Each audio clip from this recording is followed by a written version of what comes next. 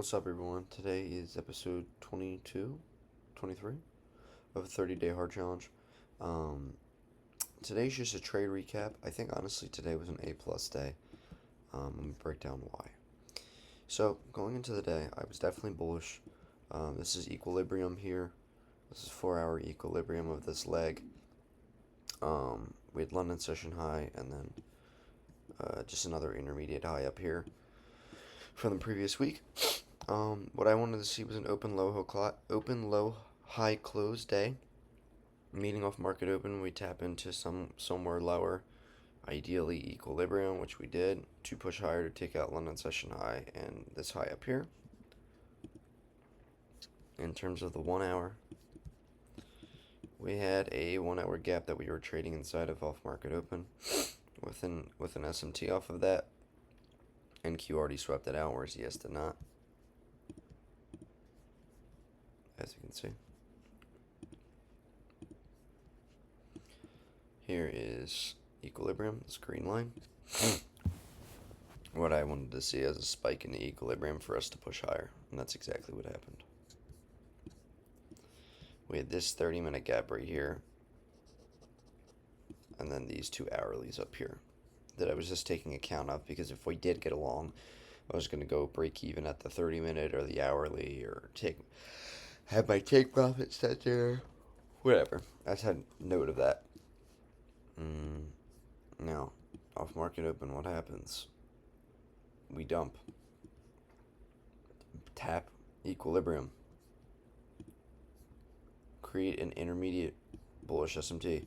So now that we have a high time frame bullish SMT inside of this 4 hour gap, or this hourly gap, we spike down, sweep this low, tap into equilibrium, create another bullish SMT off this intermediate low here, as you can see. So now we have a high time frame bullish SMT, a lower time frame bullish SMT with the manipulation going along with the manipulation leg. We're delivering out of a high time frame for value gap, right? And we're going to get an inverse to the upside with solid DOL resting above. So what happens after this bullish SMT? We inverse a 1 minute perfectly. I love this inversing candle. That is beautiful, beautiful, beautiful, beautiful. I entered right there. Oops. I had my break even at this swing high right here that was inside of this 1 minute that previously got rejected. We flush up. I go break even here. What happens? I get stopped out. Now, why did I get stopped out? I'll tell you. So, my take profit, right? Some people had their take profit here.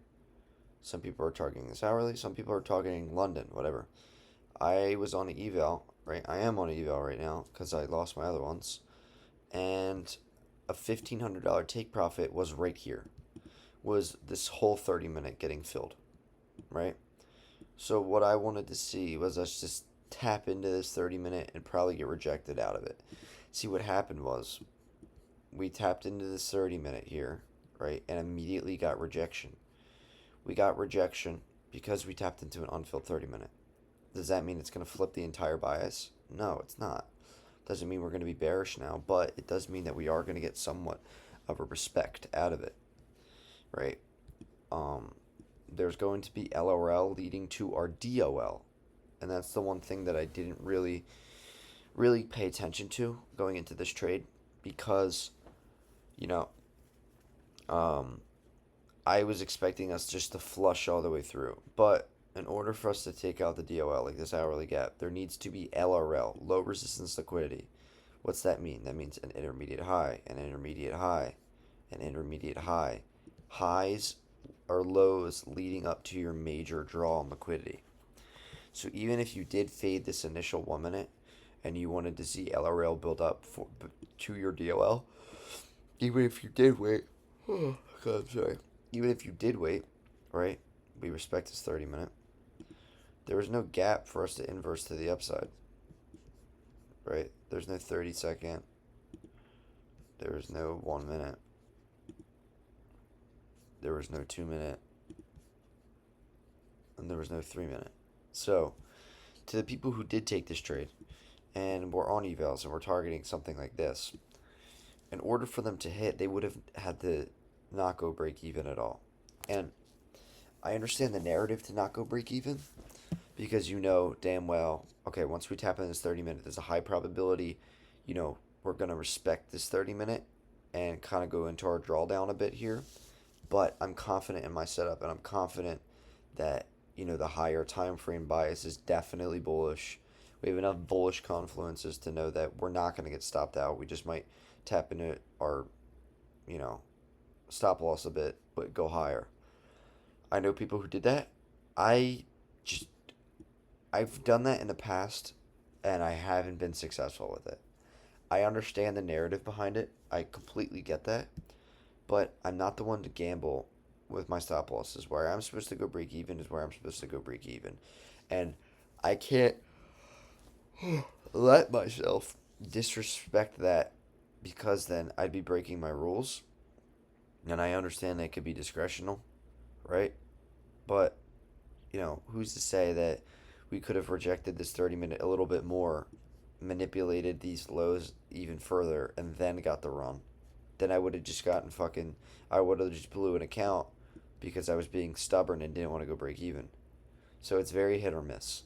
I much rather go break even and not lose anything than not go break even and then win a trade that I was stressing my ass over because trading should be stress free. It shouldn't be stressful. So, you know, I when I took this trade, I wasn't stressed because I was like very confident in it. And once we took this break even, obviously I had no stress on my plate because, you know, I'm break even. There's no money to be lost. So, that's why I've gotten break even the past couple of days because, you know, I'm going break even where I'm supposed to be going break even in my playbook. And if I were to get stopped out because I ignored a point of liquidity that I thought I was going to get break even at and ignored it, I'd be really pissed off. So, I don't know. That's just where I'm at. If you took this trade, good for you. I'm just not willing to not go break even here. Like, just really feel like there was a need to go break even here. We're more than 50% to the TP. We're our intermediate high from a previous rejection wick. You know, we're inside of that 1 minute that we rejected off previously. I definitely wanted to see that get swept, and I would have been break even. So, that's kind of what I did.